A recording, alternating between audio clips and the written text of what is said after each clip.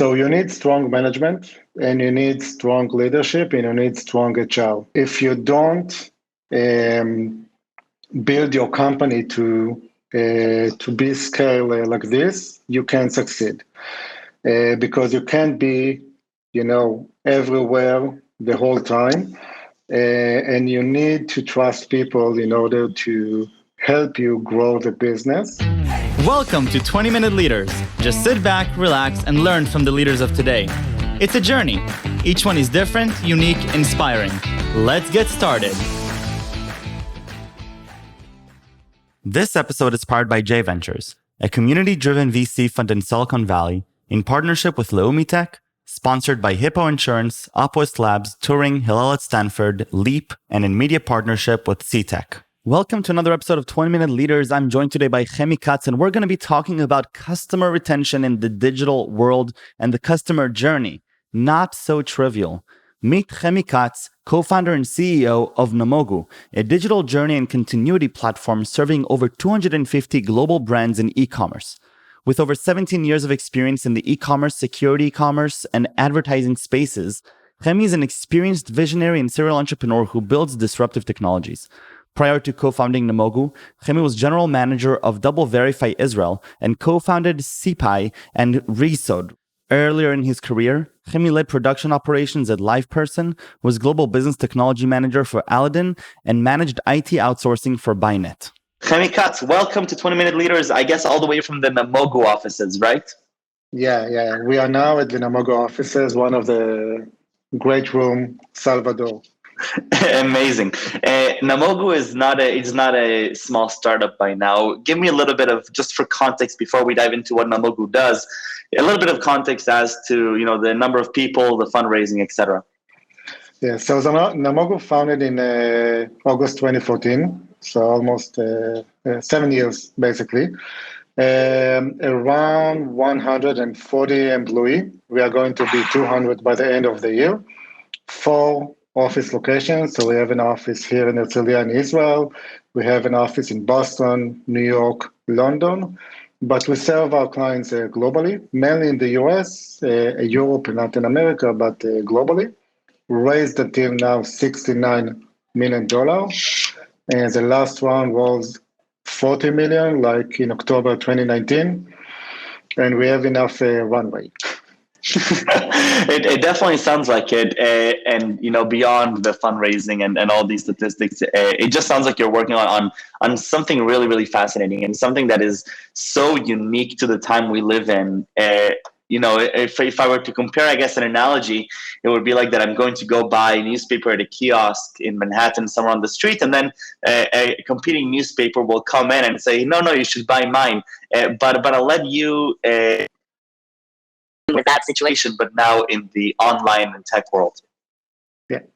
So actually we have a platform. So we call the platform Digital Continuity, which we help e-commerce, but we see e-commerce as a broader sense, so not just regular e-commerce, but also marketplace, fintech, travel tech, and so on. So basically every company that is a B2C, usually that have some kind of a funnel, is a potential client for us. So in the digital continuity platform that we develop, currently we have 2 products. Until the end of the year, we are going to have about 5 products. The main product, and this is how we start Namogoo, called basically customer journey, or the phenomenon called customer journey hijacking, the product called customer hijacking prevention, which, as you mentioned, so imagine that you enter a Nike store and you see all kind of Adidas ads. It will look very, very weird, right? So this is basically what happens when you surf or browse online to a Nike store, for example. You can see all kind of competitive ads, all kind of stuff that interfere from browsing and do it what you want to do as a consumer and also buying. So it can be like if you look for shoes, it can be competitive shoes or a different kind of shoes, with sometimes lower price. Usually the price isn't right, but when you click on it, you will go outside of Nike store to a different kind of a landing page, not necessarily an actual e-commerce site. And then Nike lose you as a client. It's a bad experience. Of course, it hurts all the KPIs, the business KPI, the conversion rate, the margin, and all of that. And in Namogoo, we basically stop it. So we worked with companies like Tommy, Samsonite, JCPenney, Argos, a lot of big brands, as I mentioned, and we helped them stop this customer hijacking by basically cleaning the website. By the way, it doesn't mean that the website got hacked or changed somehow.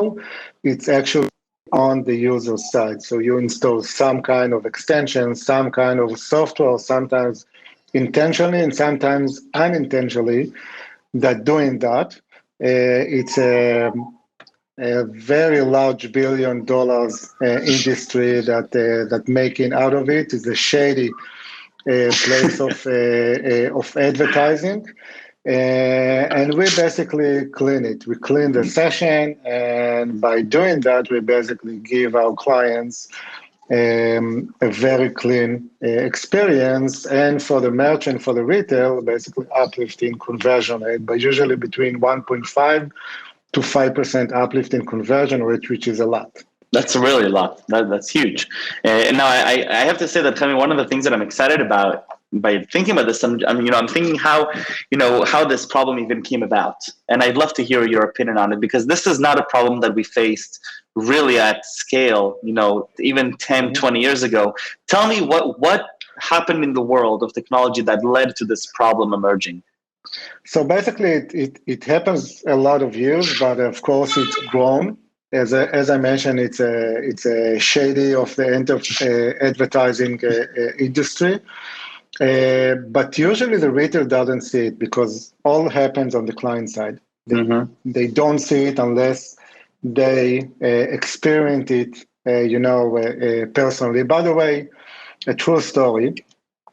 One of the first clients in Namogoo in the UK, in Manchester, actually, we were with a meeting with the CTO and explain, what is basically customer journey hijacking, how the pop-up and something because of your computer is basically, we called it infected or hijacked. And the CTO basically saying, yes, it's happened all the time to my wife when she browses all kind of other sites. So we said to him, do you understand it's happened also when consumer is browsing your site as well? And he said, you know what? I didn't realize it until now. Wow. Basically, it's happened. He's a client for us for the past 6 years, by the way. So the majority of the retail doesn't even know that it happened, and unless they saw it somehow, unless we reveal it to them. But once they see it, they want to test it immediately, and usually they see the uplift pretty fast and continue with us. I'm imagining, the people that are working internally with the company, that they have all these environments that are very clean, that they get to go and see how the website looks as if, they're perceiving it as a user, but they're forgetting that the users are on their own machines in their own browsers with their own whatever extensions and softwares enabled. And obviously with the whole advertising market being so incredibly huge, you're going to find different softwares that just allow for more advertising because that's where the money is being made. But then you're introducing this problem that you're then helping solve. Yeah. It sounds like a whole big mess that now you're saying we're coming to clean up. Yeah, it's a whole big mess. By the way, sometimes it's not even on your device. It can be on a router, on a coffee shop or stuff like that. So your device can be completely clean. And by the way, those hijackers, it's not that they ask for a ransom or do bad stuff to your device. They just want the money out of the clicks, basically. So it's a money issue. If you have it on your device, it doesn't mean that your device is compromised or something is going to happen to your device. The majority of the time, it's interfering with browsing for the consumer and interfering with revenue for the retailer, basically. Right. That makes a lot of sense. Walk me back a little bit to the beginning. How do you come up with this? Well, how do you come to this understanding? Because until now, and I see a lot of websites, I surf a lot, and I'm also a tech geek. I never stopped to think of the customer hijacking that is happening, which is also very targeted, because that is, if you're browsing a Nike website, Adidas is going to be the one advertising, not a refrigerator store, right? Yeah. So, by the way, some of the hijacking are visual and some are non-visual. I will give you an example and then I will answer your question. So you can come to the site organically, by the way, and then you will get refresh. And now nothing has changed on the site. So the site looks exactly the same that it was before. Mm-hmm. But now you have in the URL an affiliate code. So now Nike need to pay someone, although you got to the site organically. Amazing. Or even sometimes they mine Bitcoin when you browse to e-commerce, because usually e-commerce are very fast. So they use this time to mine your Bitcoin and then interfere with your browsing. So the majority of the time it's do visual, but sometimes it's non-visual, and sometimes it looks very, very embedded into the site. So even people that look for it doesn't really see it. So how basically we started Namogoo. So before Namogoo, I had another startup called Seapai, which basically was an affiliate for e-commerce. We basically knew what the clients will want to purchase or seek for purchase, and then we offer it on different social networks. Back then it was Pinterest and Twitter. Yeah, it was back then. To drive traffic into e-commerce. And then some of the companies that do the hijacking, and it can be like a public company, and it could be like two guys on a garage that basically came to me and my partner, which we had around 2.5-3 million active users per month, which is a lot, to basically start inject stuff into our user base. My company eventually got acquired, but by actually a company in France that doing hijacking that now they are blocking. But I understand. Amazing. Yeah, I understand that there is a gap in the e-commerce space, which e-commerce basically lose a lot of money because of that. And this is basically how Namogoo came to life. By the way, Namogoo, the one that doesn't know, it's actually a Hebrew word, which is faded away, vanished, and this is basically what we do to hijackers.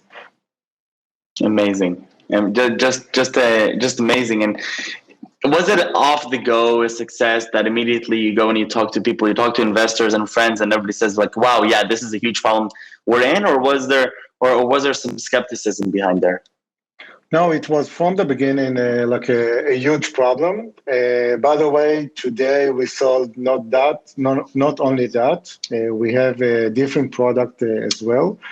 We have basically a product called Intelbased promotion, which is based on an acquisition that we did last year called Personali, but we tweaked it a lot to be for e-commerce and much more broader solution. Basically, instead of having all kind of site-wide promotion and give everyone like 20% of free shipping and all of that, what we do, what basically our platform is doing, we know like in 100 milliseconds from the minute that you get into a site, what is the intent for you to come into the site. So we know if you come into browsing, we know if you're coming to return a product, we know if you're coming to purchase, and of course changing it along the customer journey itself. And this is basically what we do. So instead of giving a promotion for everyone of 20% discount, so you give us a playground, you give us between 0 to 20% or 5 to 20%. And the engine knows what exactly trigger, what kind of promotion to give you, and what kind of level of promotion and what time in order for you to buy. So we know what is your intent of purchase, what is your intent for abandonment, and a lot of other different variety of points. And then we offer in real time the promotion that the client decides. So basically, we change from a rule-based segmentation incentives into a one platform that can give you everything. And by doing that, again, uplift your conversion rate, uplift your margin, lower down your average discount, for example, if it's a discount, and e-commerce love this. It sounds incredible. I mean, the problem of figuring out intent, it's known to be one of the toughest problems to solve. And so I can only imagine that only this aspect is a completely world of its own. Which part of this whole system is most enjoyable by you? So when you look at this company you've built, either it's leading 140 people, raising the money, seeing the customers, onboarding them, which part for Chemi is really the big shebang? Actually, in the Corona, it's a bit different. But before the Corona, I travel a lot worldwide to see our clients' stores, or even browsing online, or someone that is browsing online, and I see some of our clients. And I know that our solution is on their website, or protect the users, or give them better experience. It's a great job. Wow. And so what was the compensation for that in this past year of Corona? You mean in terms of what? Clients, revenue? What did you find yourself doing this year of Corona when you can't travel, you still want to see the clients? First of all, like everyone, we buy a lot online. I think the e-commerce, especially in Israel, grew a lot during the Corona. So all of us, acquire a lot of things. The majority of them we don't need, but we still acquire them because we love buying. And I knew a lot of new clients, small ones, big ones, which was great. Growing the team to 140, you're starting out. What do you find, non-trivial in this feat? We're not talking about growing as together. We're talking about building an entire company across 4 different locations around the world, 3 continents. How do you deal with 140 people? So you need strong management, and you need strong leadership, and you need strong HR in order to do that. Otherwise you can't do it.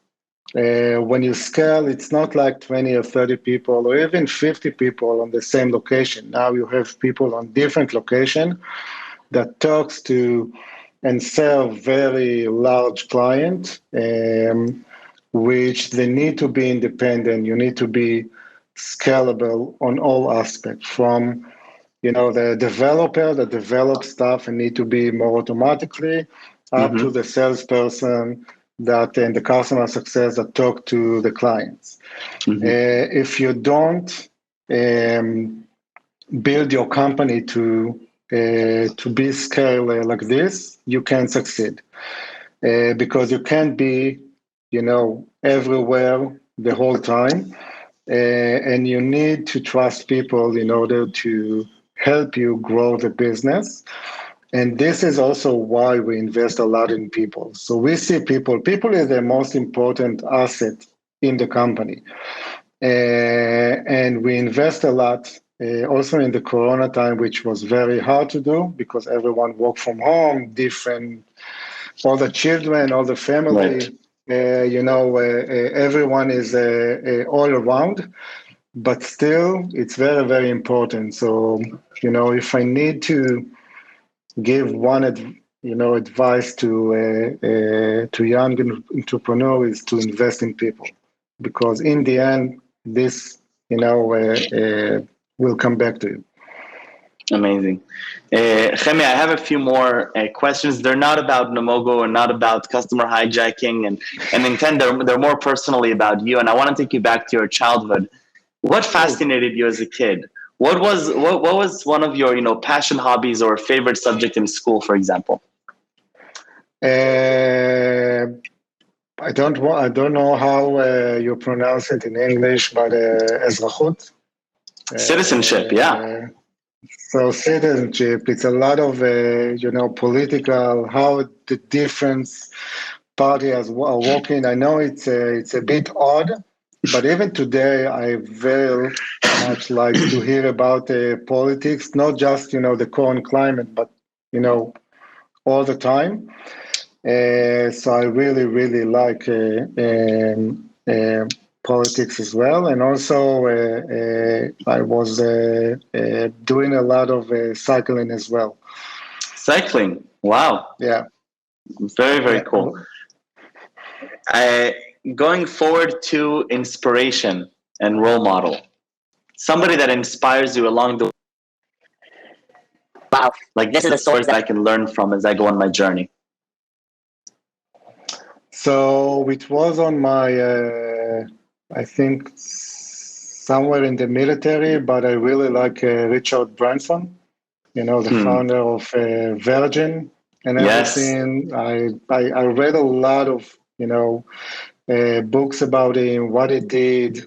I really, really like how he built and how he invent and how he solve everything. So he's really a role model for me. To share him with you, he is mine as well, and I think it's extraordinary, his personality, his brain, and his compassion. And what are 3 words that you would choose to describe yourself with? If I were to ask you, who is Chemi? Wow, it's a hard question. So I think the majority of the time I'm a bit quiet, so I know how to listen. I react fast, which is something that I think is very unique for me. So I know how to go out from all kind of different and odd situation. And I want to think myself as a visionary as well. I love it. Chemi, toda rabba rabba. Best of luck with Namogoo. It sounds amazing, and I think it's a perfect example of it's a whole new world that we live in, and we're just starting to understand the implications of really our digital life and where there's amazing opportunities like what you've done. And so thank you for sharing this with me and for the time. And stay safe and stay healthy. Thank you. Okay, great. Thank you. Take care. Bye.